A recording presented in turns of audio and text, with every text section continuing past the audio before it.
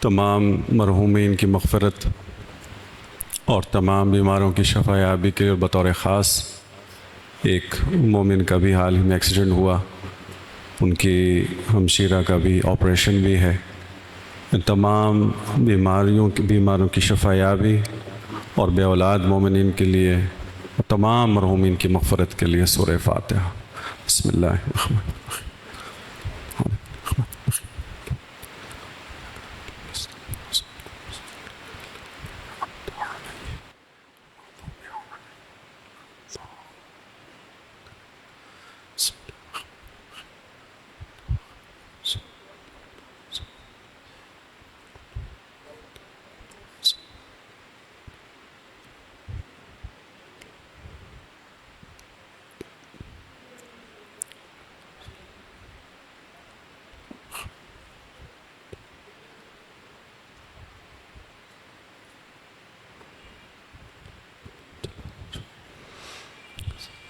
دعائے امام زمانہ علیہ السلام۔ بسم اللہ الرحمن الرحیم۔ اللہم کل ولیک الحجت ابن الحسن صلواتک علیہ وعلی آبائہ فی ہذہ الساعة وفی کل ساعة ولیاً وحافظا وقائدا وناصرا ودلیلا وعینا حتی تسکنه أرضك طوعا وتمتعه فيها طويلا برحمتك يا أرحم الراحمين۔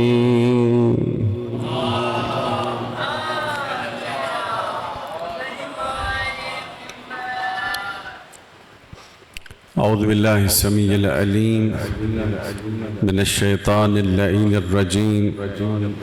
بسم اللہ الرحمن الرحیم۔ الحمد للہ الذی لا مضاد له فی ملکہ ولا منازع له فی امرہ ولا شریک له فی خلقہ ولا شبیہ له فی عظمتہ۔ الحمد للہ علی حلمہ بعد علمہ والحمد للہ علی عفوہ بعد قدرتہ والصلاة والسلام والتحیۃ والاکرام علی سیدنا ونبینا وحبیب الہنا وطبیب نفوسنا وشفیع ذنوبنا جد الحسن المجتبى والحسين سيد الشهداء أبي القاسم محمد اللهم صل محمد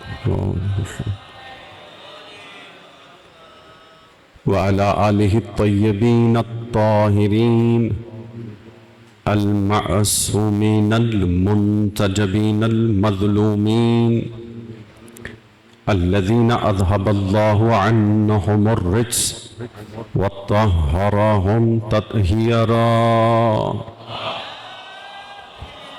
صلى على محمد وآل محمد وعجل فرجهم، لا سيما الإمام الثاني عشر المهدي المنتظر أرواحنا أرواح العالمين لمقدمه الفداء ولعنة الله على أعدائهم أجمعين من يوم عداوتهم إلى يوم الدين.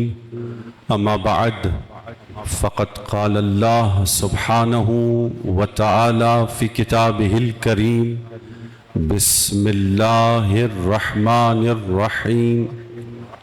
يا أيها الذين آمنوا اتقوا الله وكونوا مع الصادقين. الصلوات.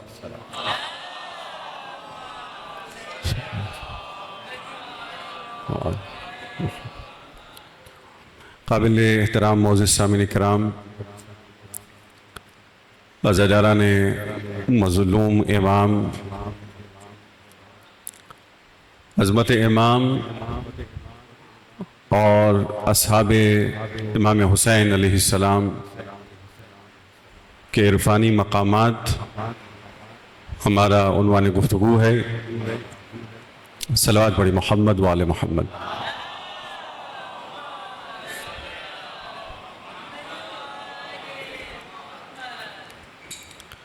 پروردگار عالم نے تمام اہل ایمان اور اہل تقوی کو یہ پیغام دیا کہ کونوا مع الصادقین۔ آپ کی توجہ شاید میری طرف نہیں ہے، میں آپ سب سے گزارش کروں گا، مومنین اپنا کام کر رہے ہیں اور اس مجلس ہی کے لیے کر رہے ہیں۔ پروردگار عالم نے اعلان کیا سورہ توبہ کی اس آیت میں کہ اے ایمان والو، متقی ہو جاؤ، پرہیزگار بن جاؤ، اور ایمان اور تقوی کے بعد پوری کوشش کرو کہ سچوں کے ساتھ زندگی گزارو۔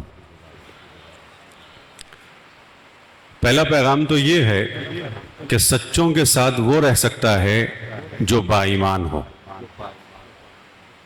سچوں کے ساتھ وہ رہ سکتا ہے جو پرہیزگار ہو، پارسا ہو، متقی ہو، ورنہ سچوں کے ساتھ زندگی گزارنا آسان کام نہیں ہوتا۔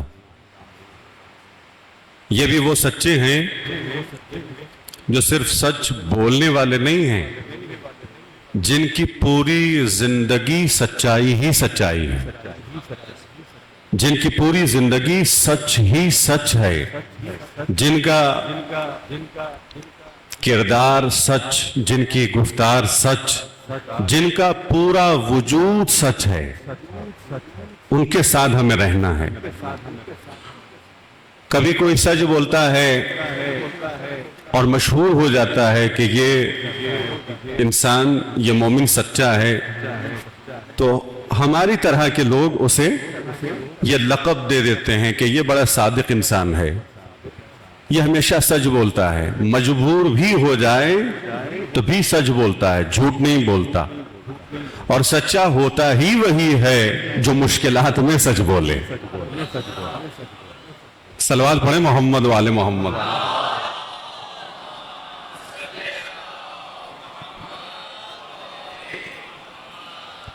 تو ہم کسی کو یہ لقب دے دیتے ہیں کہ یہ بڑا سچا ہے اس لیے کہ یہ سچ بولتا ہے۔ یہ انسانوں کا مرتبہ ہے کہ ایک دوسرے کو لقب صادق دے دیتے ہیں، سچا کہتے ہیں، لیکن محمد و آل محمد کا مرتبہ یہ ہے کہ جنہیں صرف انسانوں نے نہیں، اللہ نے خود صادق کہا ہے، اللہ نے خود صادق کہا، یہ وہ صادقین ہیں۔ یہ سچائی اور صدق کی اس منزل پر ہیں کہ جن کی سچائی کو پروردگار لمس کر رہا ہے، یہ اس منزل پر ہیں۔ تو عزیزان محترم، اسی لیے کوئی آیا رسول اللہ کی خدمت میں، یا رسول اللہ یہ تو سمجھ میں آتا ہے، حضرت سلمان فارسی ہیں، یا رسول اللہ یہ تو سمجھ میں آتا ہے کہ ہم ایمان حاصل کریں، یہ تو سمجھ میں آتا ہے کہ ہم اپنے ایمان کو بڑھاتے رہیں، تقوی حاصل کریں، اپنے تقوی کو بڑھاتے رہیں، مگر آیت یہ کہہ رہی ہے سچوں کے ساتھ رہو، ہم کن سچوں کے ساتھ رہیں؟ تو رسول اللہ نے بڑے واضح انداز میں کہا کہ یہ سچے کوئی غیر نہیں ہیں، یا خود علی ہیں یا آل علی ہیں، ان کے ساتھ زندگی گزارو، ان کے ساتھ ہمیشہ رہو، ان کی معیت میں رہو اور ان کا ساتھ دیتے رہو، مسلسل ان کے ساتھ رہو۔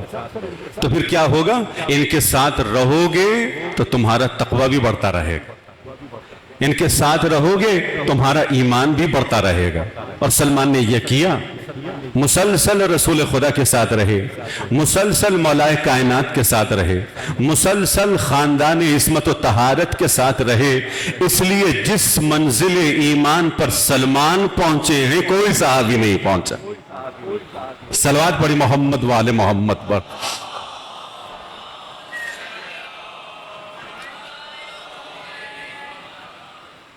اور عزیزان محترم، ایک غیر شخصیت، ایک وہ جو ہمارا نہیں ہے، بدھسٹ ایک صوفی بڑا مشہور ہے، اس نے ایک واقعہ نقل کیا، میں نام بھی نہیں لینا چاہتا اس لیے کہ ہمارے نوجوان کیوریس ہو جاتے ہیں، پھر جا کے سرچ کرتے ہیں اور پھر بہت بڑے مسائل بن جاتے ہیں۔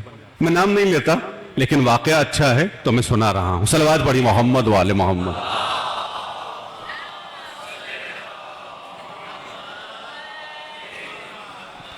اچھا، آپ شاید یہ سوچ رہے ہوں کہ مولانا نام کیوں نہیں لے رہے؟ ہمارے زمانے کا سب سے بڑا مسئلہ، واقعے سے پہلے میں یہ میرے ذہن میں آ گیا تو میں آپ کو سنا دوں کہ سب سے بڑا مسئلہ اس وقت ہمارے زمانے کا، یہ جتنے جھوٹے صوفی اور عارف دنیا میں مشہور ہوئے ہیں سوشل میڈیا پر، حتیٰ بعض ٹیلی ویژنز، بعض چینلز دکھلا رہے ہیں ان کو، ان کے پروگرامز دکھا رہے ہیں، ان کی تقریروں کو دکھا رہے ہیں، اور خصوصاً یوٹیوب پر ان کے بڑے بڑے صوفی ہیں۔ اچھا، جب عرفان اور تصوف کی بات ہوتی ہے نا تو اس کا مطلب ہرگز یہ نہیں ہے کہ صرف ہمارے شیعہ صوفی ہیں یا عارف ہیں، بہتر لفظ عارف ہے، عارف باللہ۔ ہندو بھی صوفی ہیں، یہودی بھی عارف ہیں، عیسائی بھی بڑے بڑے عارف ہیں ان کے، جو اس وقت سوشل میڈیا پہ کام کر رہے ہیں، خصوصاً ہندو اور بدھسٹ عرفانیات پہ بہت کام کر رہے ہیں۔ یہ جتنے بھی ان کے عرفان ہیں یہ سب کاذب ہیں، جھوٹے عرفان ہیں۔ ہمیں سچے عرفان کی تلاش۔ جتنے عرفان، صوفیزم، جتنے مکاتب عرفانی اس وقت دنیا میں ہیں، ان کا مقصد یہ ہے کہ انسان اپنی طرف توجہ کرے، اپنی طاقتوں کی طرف توجہ کرے، اپنے کمالات کی طرف توجہ کرے، مگر ہمارے عرفان کا ماحصل یہ ہے کہ اے انسان اپنی طرف توجہ کر کے اپنے رب کی طرف توجہ کرو، عبودیت کی منزل پر پہنچ جاؤ۔ یہ بنیادی فرق ہے، اور ان کے یہاں گناہ ہی گناہ ہے، ان کے یہاں جو ہوتا ہے میں ممبر پر سے کہہ بھی نہیں سکتا۔ صلوات پڑھی محمد وآل محمد۔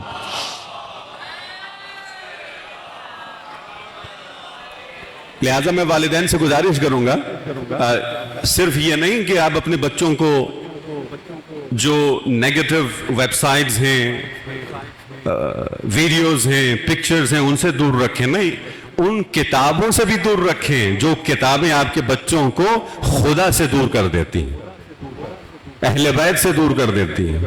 ان کتابوں کو کتاب ضالہ کہتے ہیں۔ ہمارے یہاں، ہماری شریعت میں، ہماری فقہ میں ایک چیپٹر ہے کتب ضالہ کے نام سے، یعنی ان کتابوں کو پڑھنا حرام ہے جن کتابوں سے بچے گمراہ ہو جاتے ہیں۔ صلوات پڑھی محمد وآل محمد۔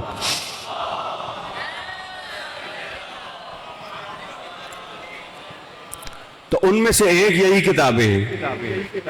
جس قدر عرفان میں جو کتابیں لکھی جا رہی ہیں یا لیکچرز براڈ کاسٹ ہو رہے ہیں، تو اپنے بچوں کو ان سے دور رکھنا ہے۔ اب دیکھیں بہت ساری باتیں نکل رہی ہیں۔ ایک موضوع جو حرام ہے وہ ہے جادو کا۔ جس قدر آپ دیکھ رہے ہیں حتی ہمارے معاشرے میں لوگ خصوصاً میں دس بستہ معذرت کہہ کر کے اپنی بہنوں سے معذرت بھی کر رہا ہوں اور گزارش بھی کر رہا ہوں کہ خدا را ان لوگوں سے دور رہیں جو فیملیز کو توڑ رہے ہیں، محبتوں کو ختم کر رہے ہیں، اتحاد کو ختم کر رہے ہیں۔ اس میں کوئی شک نہیں ہے کہ جادو کی حقیقت ہے، جنات کی حقیقت ہے، لیکن سب کچھ ہمارے پاس ہے۔ اہل بیت علیہم السلام نے ہمیں جو احادیث بتلائی ہیں، دعائیں دی ہیں، ان دعاؤں کے ذریعے سے کوئی ایسا مسئلہ نہیں ہے جو حل نہ ہو۔ صلوات پڑھی محمد و آل محمد۔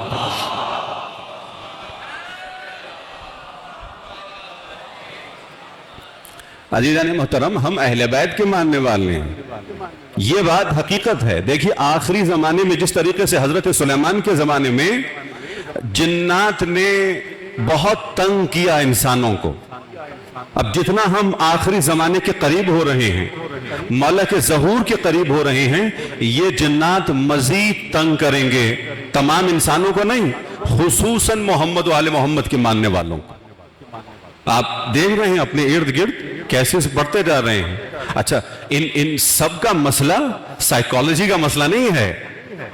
یہ جتنے مسائل آپ دیکھ رہے ہیں ان کا تعلق، بعض لوگوں کا تعلق ہے نفسیات سے، سائیکالوجی سے، یا جتنے ہمارے ڈاکٹر حضرات آپ سے کہتے ہیں آپ جائیں علاج کروانے، لیکن یاد رکھیے احادیث میں یہ بھی بتلایا گیا ہے کہ کوئی ایسی مخلوق بھی ہے جو آپ کو تنگ کرتی ہے۔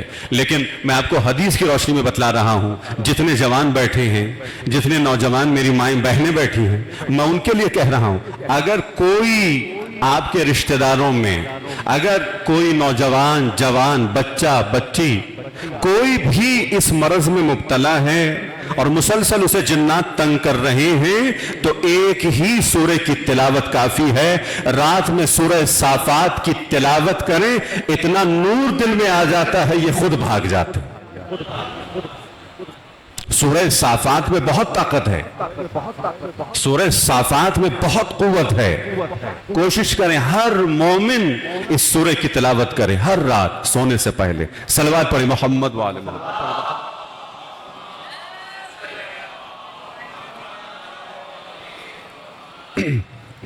عزیزان محترم، دیکھیے بات کہاں سے کہاں نکل گئی۔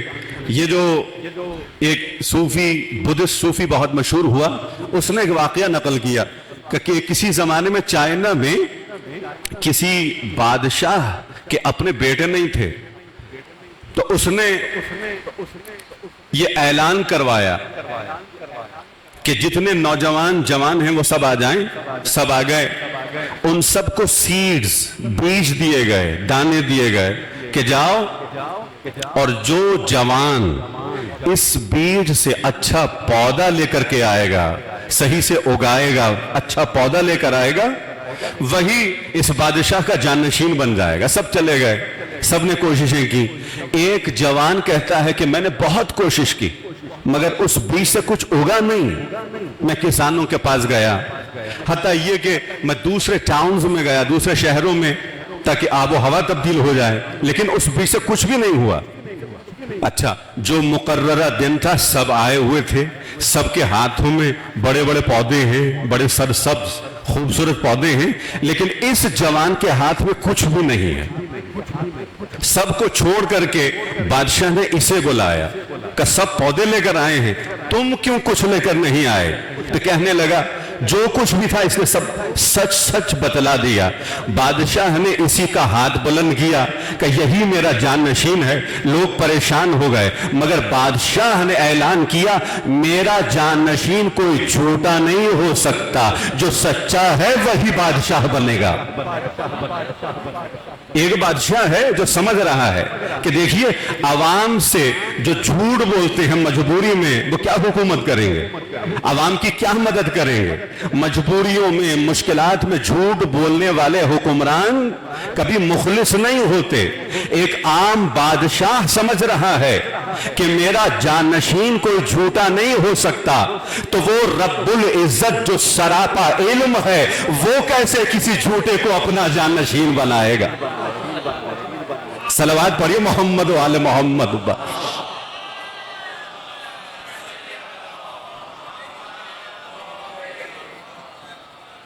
بارے دیگر صلوات پڑھیے.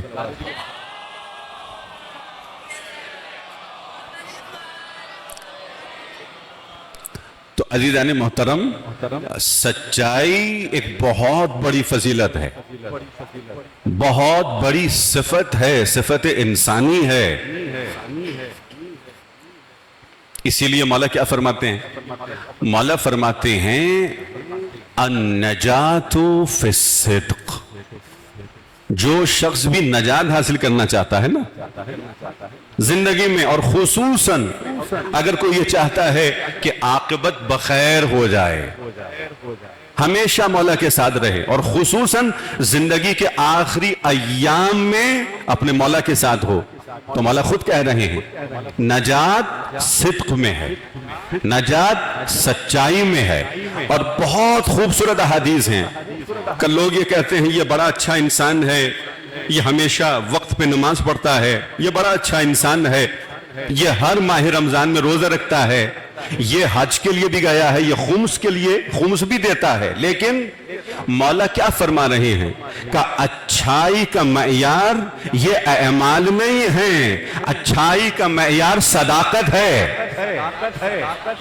دیکھو یہ انسان کتنا سچا ہے. میں آپ سے پوچھوں، اگر آپ بزنس کرنا چاہیں، کاروبار کرنا چاہیں، آپ کسی کو اپنا پارٹنر بنانا چاہتے ہیں، تو کیا آپ اس کی نماز دیکھ کر کے اسے اپنا پارٹنر بنائیں گے؟ اس کے روزے دیکھیں گے، یہ دیکھیں گے وہ کتنا اچھا قاری ہے، کتنا اچھا نوحہ خوان ہے، کتنا اچھا بولتا ہے. اگر میری طرح کوئی خطیب ہو، بولنے والا ہو، آپ یہ دیکھیں گے. مولا کہتے یہ نہ دیکھو کہ وہ کتنا بڑا نمازی ہے، روزہ دار ہے. اگر کسی کو رشتہ دے رہے ہو یا کاروبار میں شریک کر رہے ہو، یہ دیکھو کہ وہ سچا ہے یا جھوٹا ہے. صلوات پڑھی محمد و آل محمد.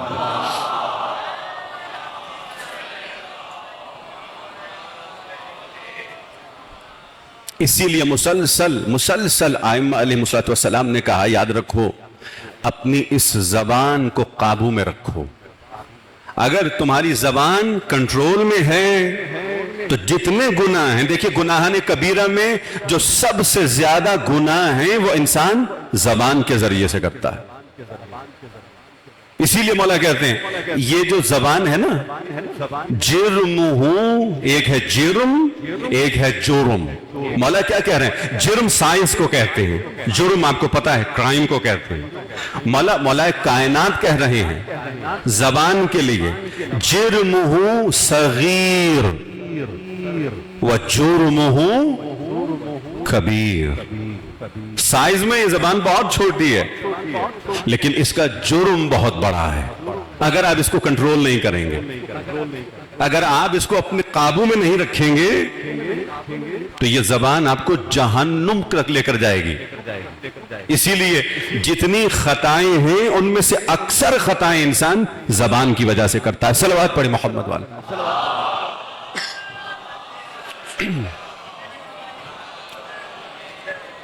انسان جتنا بولے گا اتنی خطا کرے گا، جتنا بولے گا. جھوٹ کے بھی چانسز ہیں، غیبت کے بھی چانسز ہیں، تہمت کے بھی چانسز ہیں، توہین کے بھی چانسز. جتنے بڑے بڑے گناہ ہیں، جو شخص جتنا بولتا ہے اتنا ہی گناہ کرتا ہے. لہذا مولا کہتے ہیں زیادہ کوشش کرو خاموش رہو. جہاں بولنا واجب ہے وہاں بولو. شیعوں کی ایک نشانی یہی ہے، شیعہ کم بولتا ہے، زیادہ نہیں بولتا. صلوات پڑھی محمد والے محمد.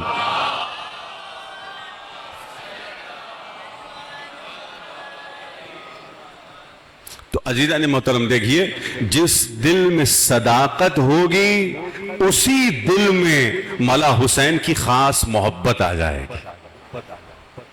یہ وہی تسلیم کی منزل ہے کہ جس کے متعلق کل اور پرسوں گفتگو ہو رہی تھی. تسلیم کی کیا منزل ہے؟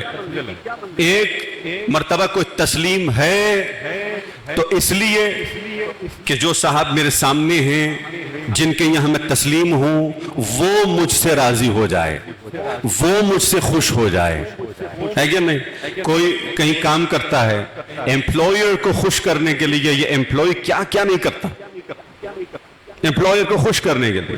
کیوں؟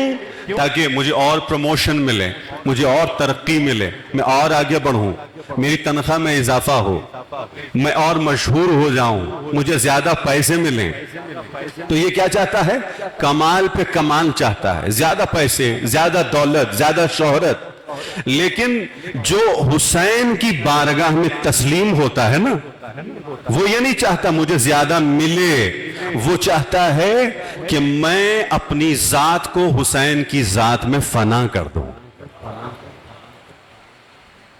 وہ کچھ لینے نہیں آیا, وہ خود کہہ رہا ہے بے نفسی میں اپنے نفس کو فنا کرنے آیا ہوں, میں اپنی ذات کو محو کرنے آیا ہوں. اب جب کوئی بھی در حسین پہ اس منزل پہ پہنچ جاتا ہے نا, پھر وہ یہ کہتا ہے علم یہ میرا علم نہیں ہے, یہ سخاوت میری نہیں ہے, یہ صداقت میری نہیں ہے, یہ عبادت میری نہیں, یہ جتنے کمالات ہیں حسین کے ہیں, اسی لیے مولا نے مجھے عطا کیے, اس میں کچھ بھی میرا نہیں. تو ہمارا مسئلہ یہی ہے, اگر آج تک ہم اسی منزل پر رک گئے ہیں تو ہر کمال کو ہم اپنا سمجھتے ہیں, ہر اچھی صفت کو ہم یہ سمجھتے ہیں ہم حاصل کر رہے ہیں. آپ اس منزل پہ نہیں ہیں, کل ہوں گے, لیکن حاصل کرنے والا کون؟ میں خود ہوں, میں حاصل کر رہا ہوں. صلوات پڑھی محمد وآل محمد.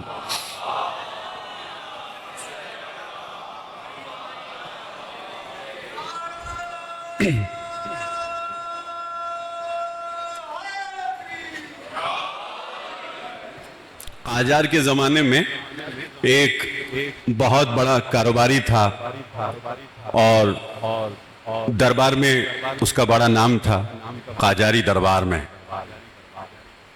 اور صرف کاروبار کے حوالے سے مشہور نہیں تھا, وہ گناہ اور معصیت میں بھی مشہور تھا. ایسے ایسے گناہ کرتا تھا کہ اس وقت کے لوگ اس سے نفرت کرنے لگ گئے تھے. ایک ایسا شخص. تو ہمارے ایک بزرگ عالم دین ہیں جناب حسین تہرانی, آقائے حسینی تہرانی, بہت سالوں پہلے گزر گئے.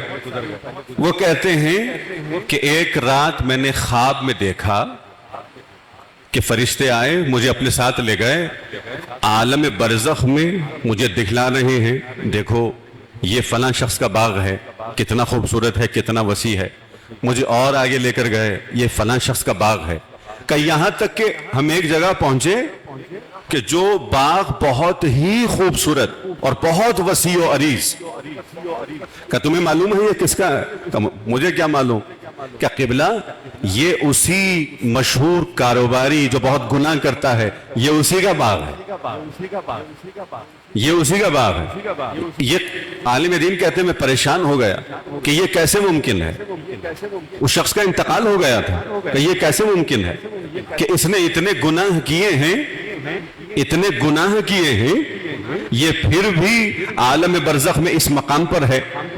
اس کے گناہ سب کی نظروں کے سامنے ہیں. لیکن یہ خود کہتا ہے, میں آگے بڑھا, میری ملاقات ہوئی اس شخص سے, خواب کی بات ہو رہی ہے, ایک عالم دین پاک عالم کے خواب کی بات ہو رہی ہے. کہ میں خود آگے بڑھا, میں نے پوچھا کہ کیا مسئلہ ہے, آخر ریزن کیا ہے. تو وہ شخص کہنے لگا کہ تمہیں پتا ہے میں نمک کا کاروبار کرتا تھا, کاروباروں میں سے ایک جو بزنس ہے نا, وہ کہتا تھا میں نے مسلسل نمک کے کاروبار سے بہت پیسہ کمایا, لیکن جو پیسہ اس کاروبار سے آتا تھا میں حسین کی عزاداری پہ خرچ کرتا تھا, مولا حسین کی عزاداری پہ خرچ کرتا تھا. کوئی فلاں صاحب تھے, میں ان کو بھیج دیتا تھا نجف اشرف میں, کرب و بلا میں جو مجلسیں ہوتی تھیں, میں کہتا تھا وہاں پہ خرچ کر دیا کرو. کپس اسی لیے جب پہلی مرتبہ فرشتے آئے مجھے لے کر کے جانے لگے اور پھر سارا حساب و کتاب شروع ہوا، ایک طرف میرے گناہ رکھے گئے اور ایک طرف حسین کی آزاداری رکھی گئی، میں بخش دیا گیا، مجھے پروردگار نے معاف کر دیا۔ لیکن یہ عالم برزخ کی بات ہو رہی ہے، عالم قیامت کی بات نہیں ہو رہی۔ مجھے بخش دیا گیا، مجھے یہ باغ مل گیا ہے، یہ نجات کی منزل ہے عزیزان محترم۔ اور پھر یہ عالم کہتا ہے جب میں اٹھا میں نے جا کر کے پوچھا تو لوگوں نے بتایا ایسا ہی تھا، یہ گنہگار تو تھا مگر یہ مولا حسین کا عاشق بھی تھا، یہ مولا حسین کی عزاداری پہ خرچ بہت کرتا تھا، ہو سکتا ہے کہ اسی وجہ سے اس نے آخری دنوں میں توبہ کر لی ہو، پروردگار نے مغفرت کا نور دے دیا ہو۔ صلوات پڑھی محمد وآل محمد پر۔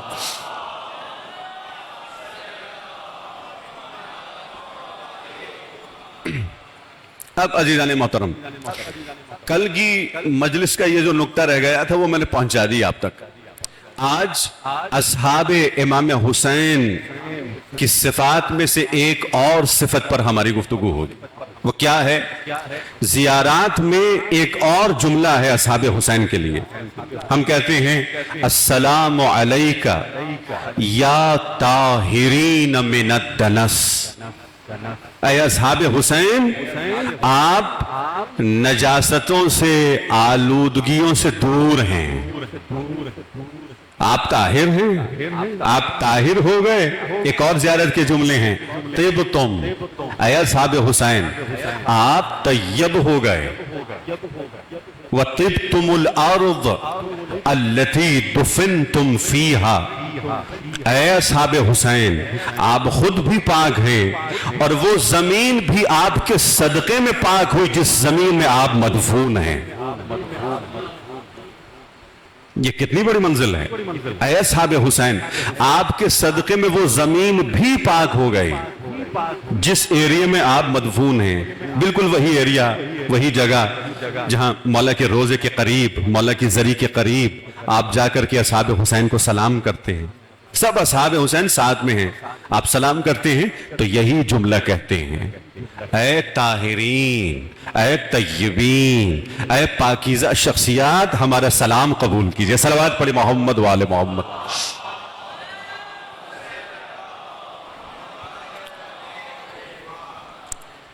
لیکن عزیزان محترم یہ پاکیزگی کیسے نصیب ہوئی اصحاب امام حسین علیہ السلام کو؟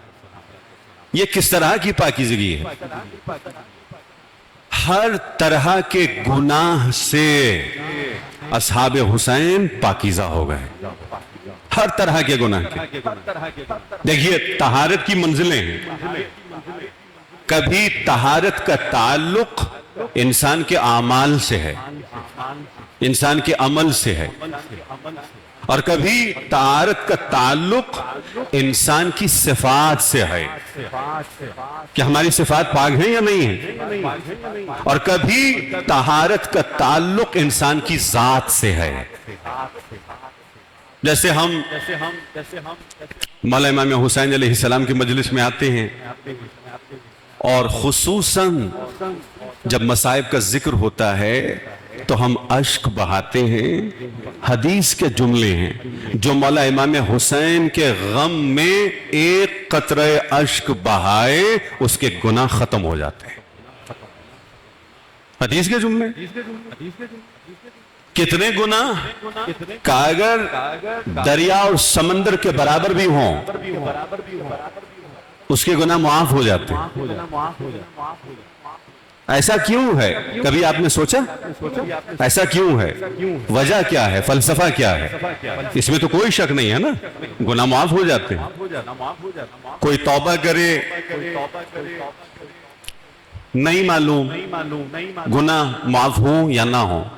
توبہ ایک بہت اچھی عادت ہے، ہر رات انسان استغفار کرے، لیکن معصومین نے ہمیں راستہ بتلا دیا، توبہ کرنا چاہتے ہو تو استغفار کے ساتھ غم حسین میں آنسو بہاؤ۔ سارے گناہ معاف ہو جائیں گے، جتنے گناہ ہیں معاف ہو جائیں گے.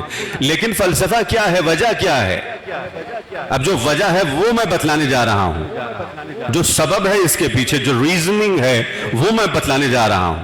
اور وہ یہ ہے کہ جب انسان غم حسین میں آنسو بہا رہا ہوتا ہے تو اس کا دل حسین سے متصل ہو جاتا ہے، اس کا قلب حسین کے قلب سے متصل ہو جاتا ہے. قلب حسین سراپا طہارت اور پاکیزگی ہے، ادھر سے طہارت کے سمندر طہارت سے قطرے آتے ہیں، اس کا دل بھی پاک ہو جاتا ہے. صلوات پڑھیں محمد والے محمد پر.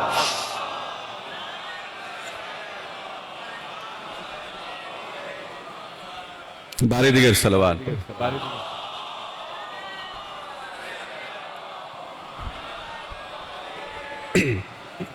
بعض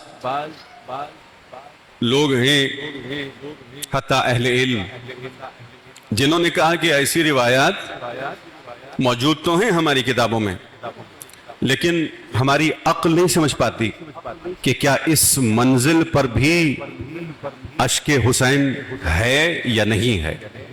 اسی لیے بعض لوگوں نے کیا کہا کہ یہ اس زمانے کی احادیث ہیں جس زمانے میں تقیہ تھا، لوگ اپنا ایمان اپنا عقیدہ چھپاتے تھے، نہیں بتاتے تھے.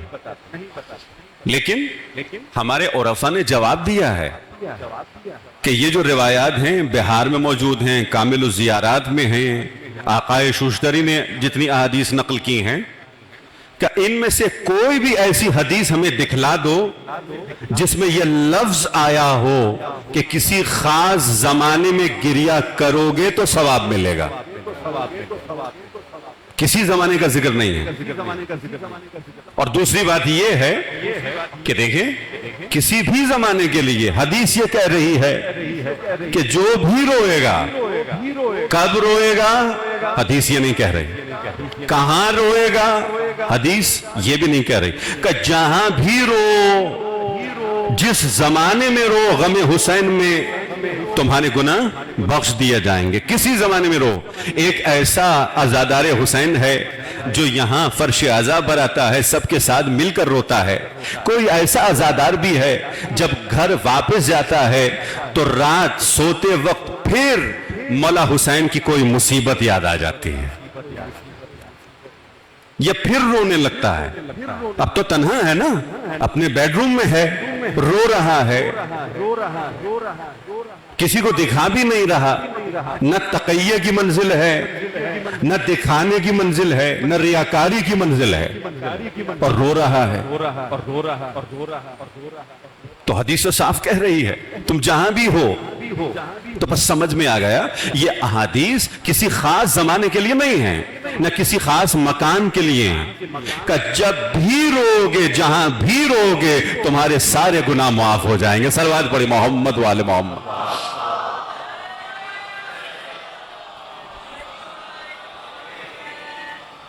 علامہ مجلسی بہار الانوار کے جو رائٹر ہیں وہ خود یہ کہتے ہیں کہ ہم کہیں بیٹھے تھے اور ان احادیث کے حوالے سے گفتگو ہو رہی تھی تو ہم میں موجود ایک صاحب نے اعتراض کرنا شروع کیا کہ یہ ممکن نہیں ہے کہ جتنی احادیث عزائے مولا حسین کے حوالے سے ہیں، عشق عزا کے حوالے سے ہیں، کہ اتنا اجر و ثواب ممکن نہیں ہے، عقل سمجھ نہیں سکتی. کہ بعض لوگوں نے دفاع کرنا بھی شروع کیا، ان کا دفاع کرنا شروع کیا. اچھا محفل ختم ہو گئی، سب چلے گئے. کہ اگلے دن یہی صاحب جو اعتراض کر رہے تھے یہی واپس آئے، جتنے لوگ اس محفل میں تھے یا اس مجلس میں تھے سب سے معذرت کرنے لگے. ہم سمجھ گئے. علامہ مجلسی کہتے ہیں میں نے پوچھا ہوا کیا، تم کیسے بدل گئے، تمہاری فکر کیسے تبدیل ہو گئی؟ تو کہتا ہے کل رات جب میں سویا جب میں سویا تو میں نے محسوس کیا کہ جیسے میں عالم محشر میں ہوں. مجھے بہت پیاس لگ رہی تھی. علامہ مجلسی نقل کر رہے ہیں، بحار الانوار کے رائٹر، بہت بڑے عالم دین. تو یہ شخص کہتا ہے میں نے خواب میں دیکھا عالم محشر میں مجھے بہت پیاس لگی ہوئی ہے. بس میرے ذہن میں تھا، میرے دل میں بھی یہی بات تھی کہ میں حوض کوثر کی طرف جاؤں، ساقی کوثر مجھے پانی پلائیں. میں پہنچ گیا. مولا کائنات بھی ہیں، رسول خدا بھی ہیں، شہزادی کائنات بھی ہیں. میں جیسے ہی پہنچا میں نے دل میں محسوس کیا کہ سیدہ زہرا مجھ سے ناراض ہے، مجھ سے ناراض ہے. میں نے کہا شہزادی میں نے کیا گناہ کر دیا؟ میں تو آپ کا اپنا ہوں، میں آپ کا چاہنے والا ہوں، میں آپ کا ماننے والا ہوں. تو شہزادی نے کہا تم کیسے ماننے والے ہو؟ ان احادیث پر اعتراض کرتے ہو جن میں عزائے حسین کا اجر و ثواب مذکور ہے. پس مجھے سمجھ میں آ گیا کہ ہماری عقل نابالغ ہے، ہماری عقل سمجھتی نہیں ہے. ورنہ عشق کی منزل پر اگر آ کر کوئی غم حسین میں روئے سارے گناہ معاف ہو جاتے ہیں. صلوات پڑھی محمد و آل محمد.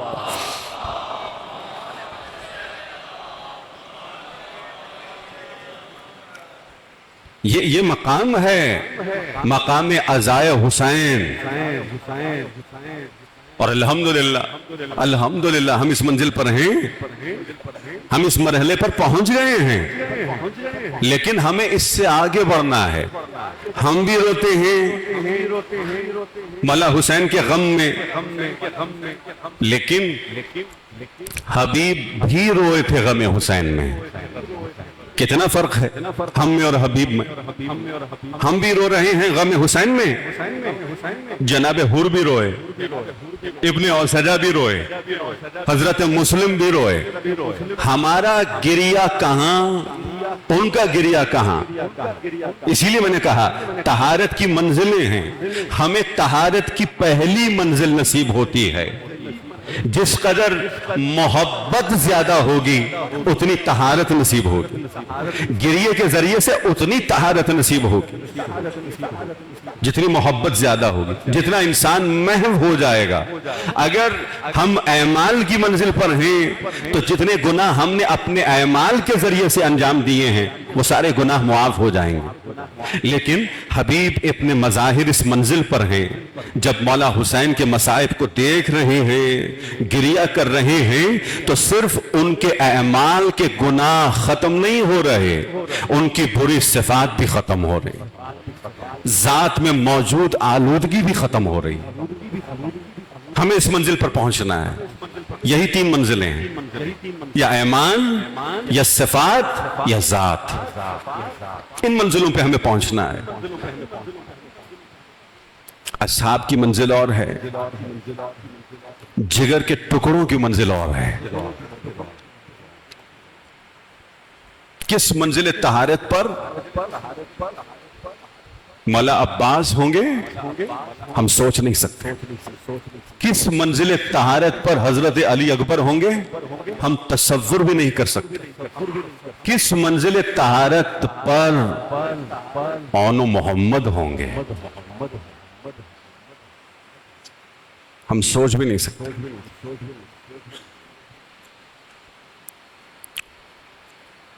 جب قافلہ 28 رجب کو چلا تھا مدینے سے تو بڑوں کے لیے تو آسان تھا برداشت کرنا 5 مہینے مسلسل سفر میں، مگر اس قافلے میں اون و محمد جیسے چھوٹے چھوٹے بچے بھی تھے.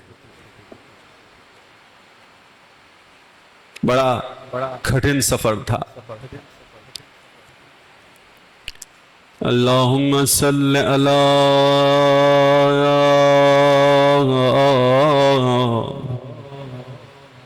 محمد و آل محمد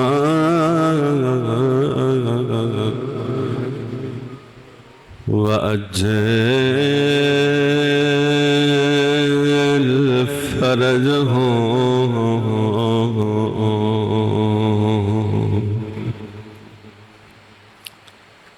السلام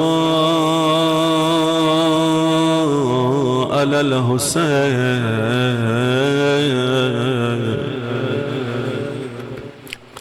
ہمارا سلام ہو ان دو چھوٹے شہزادوں پر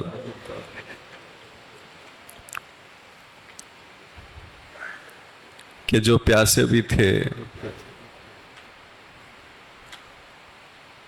اور حسین پر اپنی جان لٹانے آئے تھے۔ میں چاہتا ہوں چند مصروں سے آغاز کروں اور بارگاہ حضرت زہرا میں ہم سب مل کے پرسہ پیش کریں۔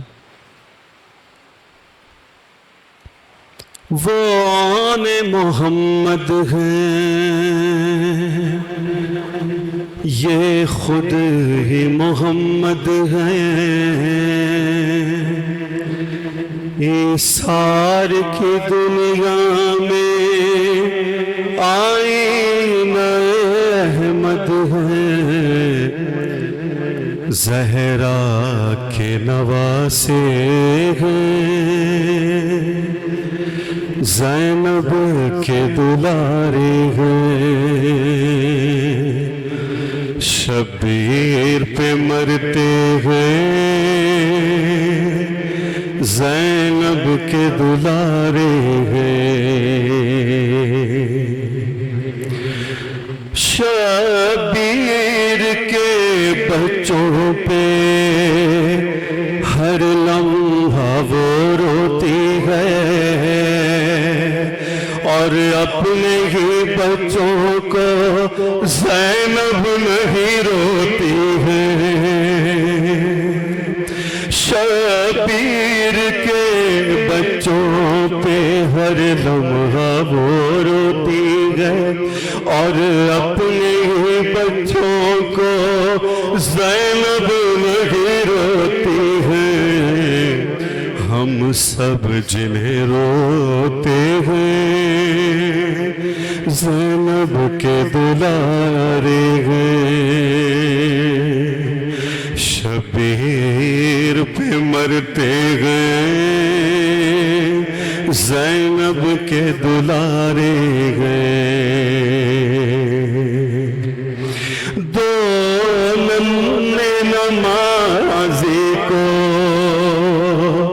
ماں باپ بہت روئے، دو چھوٹے مسلوں سے وہ یاد بہت آئے، یہ جن کے مسلح ہیں، زینب کے دلارے ہیں، زہرا کے نواسے ہیں، زینب کے دلارے ہیں،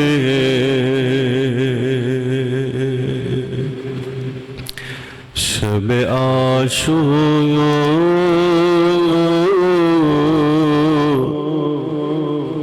ہر ماں اپنے بچے کو تیار کر رہی تھی،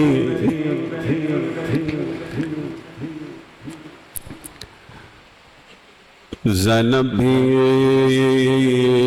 اپنے بچوں کے ساتھ ہیں، اے اونو محمد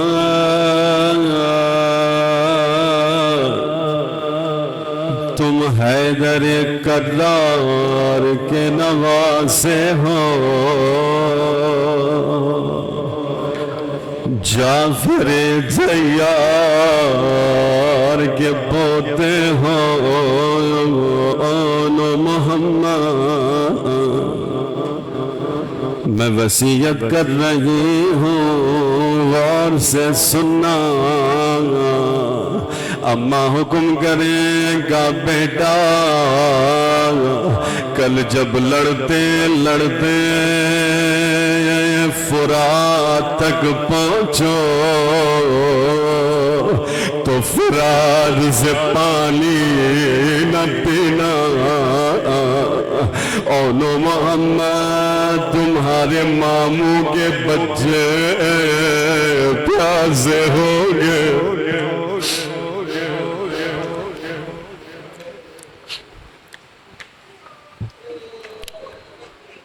بس صبح ہوئی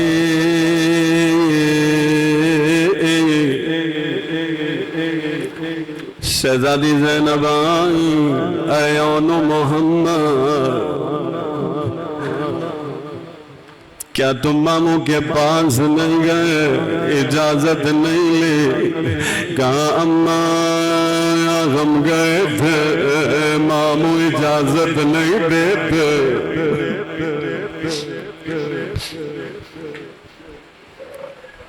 شہزادی زینب نے عباس کو بلایا. بھیا عباس جا کے میرے ماں جائے حسین سے کہو اور تمہیں حق زہرا کا واسطہ میرے بچوں کو اجازت دے دو.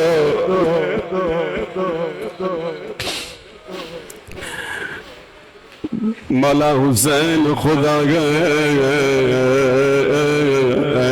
میری زینب میری بہن شاید آپ کے شوہر راضی نہ ہوں. شاید عبداللہ ابن جعفر راضی نہ ہوں. زینب کہتے ہیں بھائی عبداللہ نے خود مجھ سے کہا تھا جب جنگ ہو جائے میرے بچے اکبر سے پہلے قربان ہو.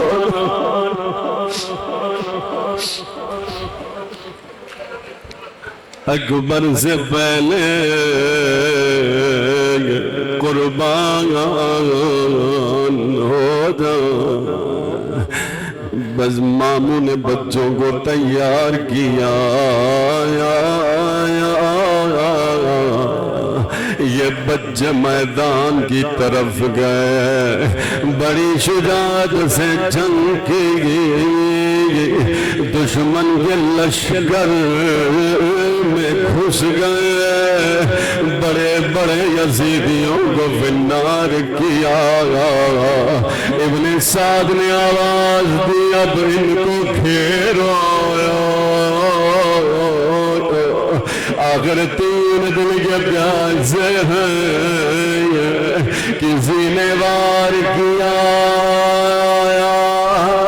تلوار کی ضربہ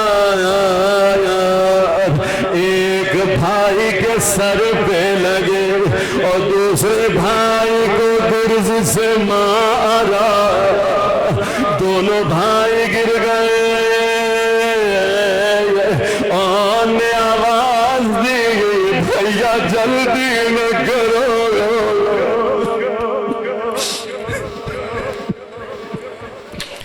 ایک بھائی فوراً شہید ہو گیا. دوسرے بھائی نے آواز دی یا عمتی یا عمی ادرکنی. مولا حسین پہنچ گئے بچے کے سر کو گود میں لیا. کہا ماموں جان میری اماں کو میرا سلام کہنا اور میری اماں سے کہنا مجھے وصیت یاد تھی. ہم دونوں بھائی فرات تک پہنچے تھے مگر ہم نے پانی نہیں پیا.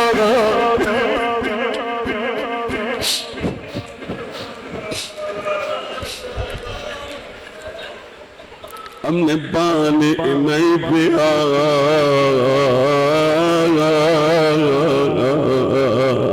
مولا حسین فرعون محمد کی لاشوں کو خیمے کی طرف لائے وہ زینب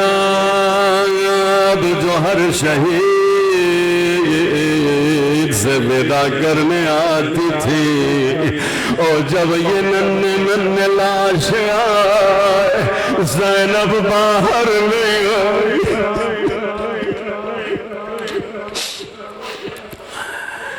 ملا حسین فضا زگام فضا جا کے میری بہن کو بلا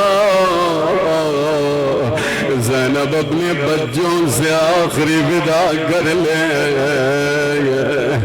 زینب فضائی فضا نے کہا زینب شہزادی کیوں باہر نہیں آتی کہ میں باہر آؤں تو میرا بھائیا شرمندہ ہوگا میں نہیں چاہتی میرا حسین ایک لحظے کے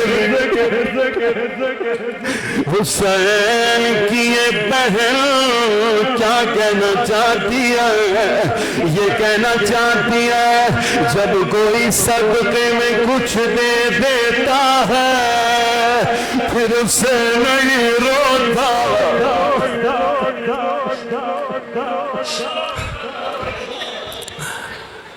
مگر اصرار ہوا حسین نے اصرار کیا شہزادی زینب آئی روئی نہیں دو لاشوں کے درمیان بیٹھ گئی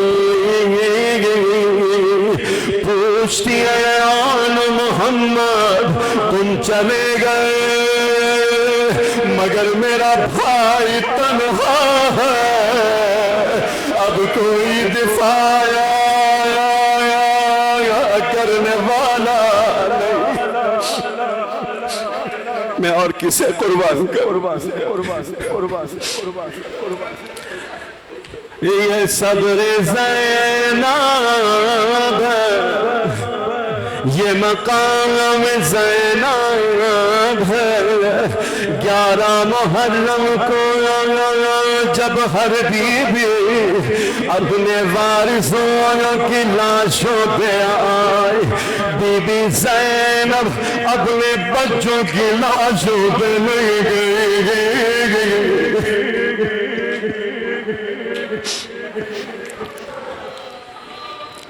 قافلہ گزرنے لگا مقتل سے گزرایا اور جس ناکے پہ زینب سوار تھی جب وہ اونٹنی تو لاشوں کے قریب پہنچ گئی زینب کی نظر پڑی روئی نہیں بس اتنا کہا اے آن محمد خدا حافظ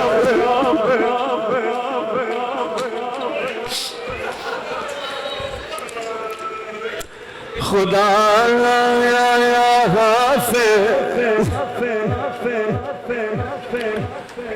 زینب چلی گئی راستے بھر میں نیزوں پہ شہداء کے سر تھے ان دو چھوٹے چھوٹے بچوں کے سر بھی تھے ہر بی بی روتی تھی مگر زینب نے گریہ نہیں کیا اور جب رہائی ہوئی شہداء کے سر آئے علی اکبر کا سر آیا زینب نے گریہ کیا عباس کا سر آیا زینب بہت روئی مگر ہائے جوان محمد کے سر آئے زینب نے روئی ایک شامی عورت آگے بڑھ کے کہتی ہے کیا ان دو بچوں کی ماں مر گئی ہے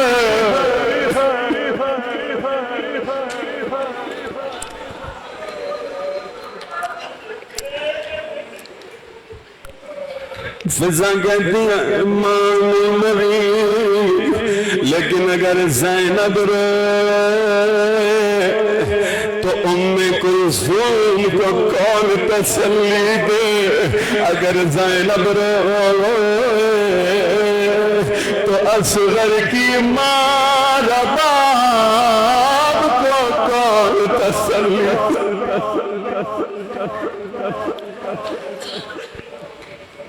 بس دادارو یہ قافلہ پھر کربلا پہنچا، ہر بی بی اپنے وارث اپنے بچوں کی قبر پہ آئی مگر زینب نہیں گئی،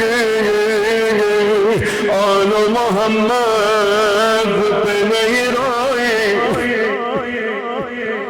بس آخری جملہ سن لو عدالارو، خوب ماتم کرنا، خوب پرسا دینا اور برداشت کر لینا۔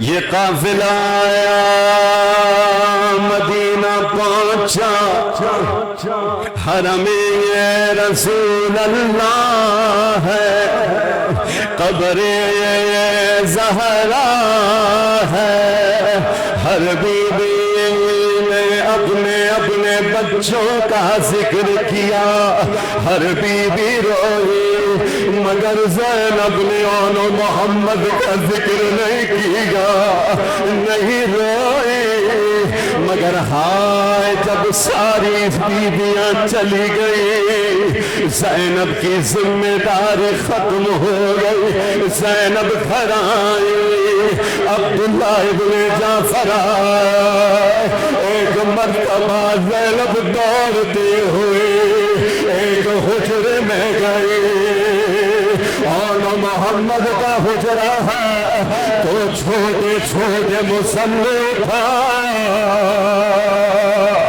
مسلسل آواز دیتی رہی، کربلا کا رخ کیا، اے بچوں اپنی اماں کو معاف کرو۔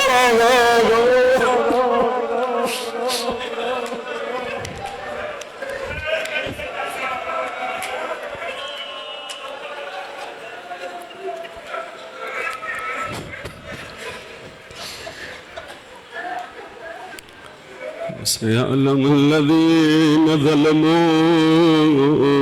أي منقلب ينقلبون